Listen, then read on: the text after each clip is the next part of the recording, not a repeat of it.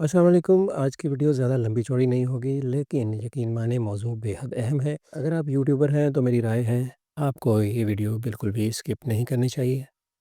بغیر وقت ضائع کیے سیدھا اصل مسئلے کی طرف آتے ہیں۔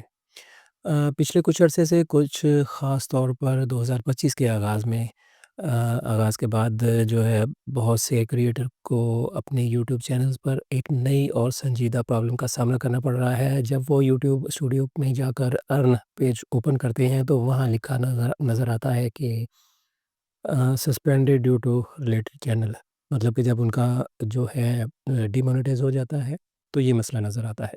یہ مسئلہ پہلے بھی یوٹیوب پر موجود نہیں تھا، بلکہ حال ہی میں سامنے آیا ہے۔ آج کی اس ویڈیو میں ہم 3 باتوں پر تفصیل سے بات کریں گے۔ یہ مسئلہ آخر آتا کیوں ہے، اس سے بچنے کے لیے آپ کو کیا کرنا چاہیے، اور ساتھ ہی ایڈسنس سے متعلق چند انتہائی اہم باتیں بھی شیئر کروں گا۔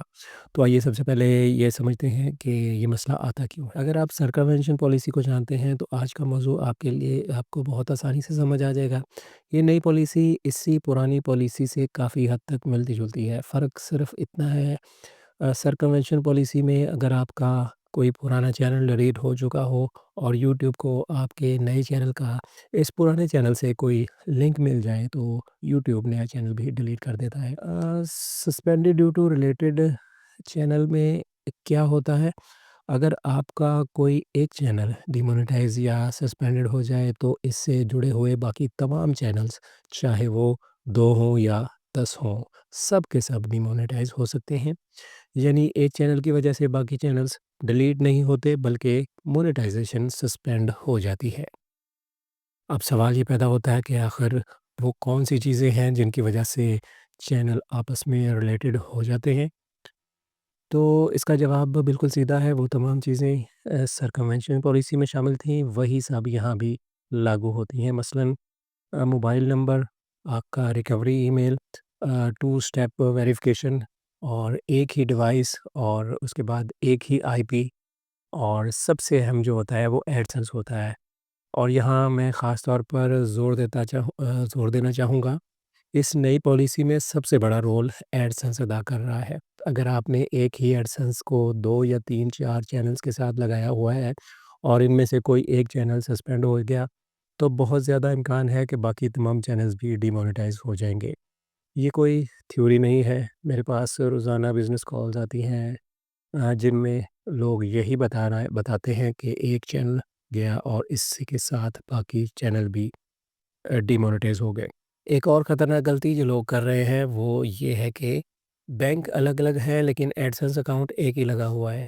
ایسی صورت میں بھی یوٹیوب چینل کو ریلیٹڈ مان لیتا ہے اور سب سسپینڈ ہو سکتے ہیں۔ اس لیے میں بار بار یہ کہتا آیا ہوں، اگر آپ کے ملٹیپل چینل ہیں تو ہر چینل سپریٹ رکھیں، سب کچھ ایڈسنس، بینک ڈیٹیل، سب کچھ۔